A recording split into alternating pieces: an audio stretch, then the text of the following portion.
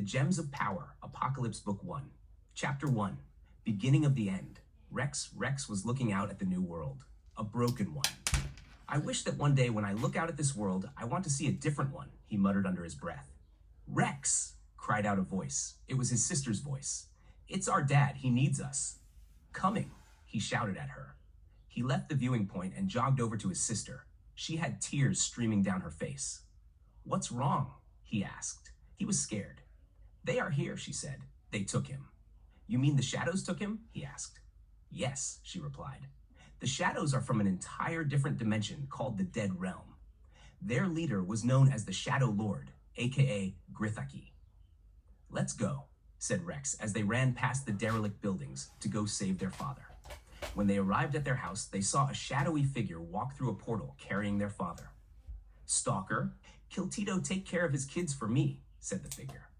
Two people walked out of the white portal. One had legs like a spider, and the other was a basic warrior of shadows. Lily, we need to run, said Rex, now.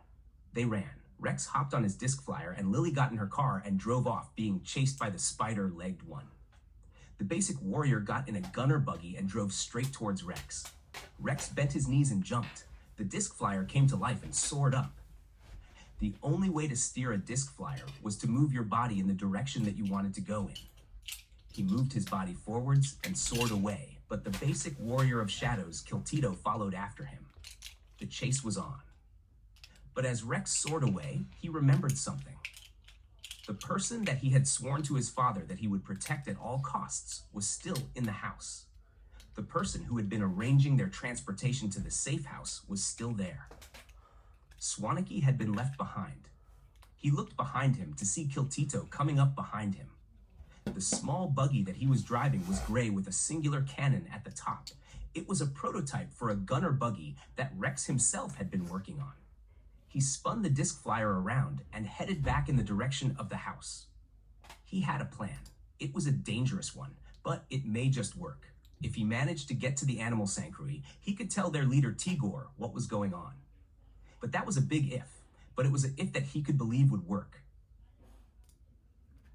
The Gems of Power, Apocalypse Book 1. Chapter 2. The Priest of the Animals, Tigor. Tigor was in the middle of a meeting with the head animal guard Voltar when the guard broke the news. Swanaki was dead. How did she die? Asked Tigor sternly.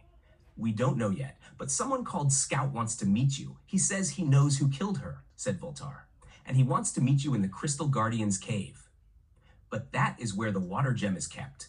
If the rumors are true, then Grithaki will use Scout to get the gem, said Tigor. Are you sure that you want to go?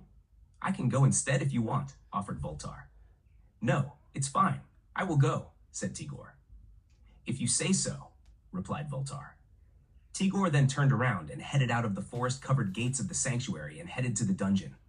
The entrance to it was located behind the sanctuary itself, but something was off. He couldn't shake the feeling that he was being watched.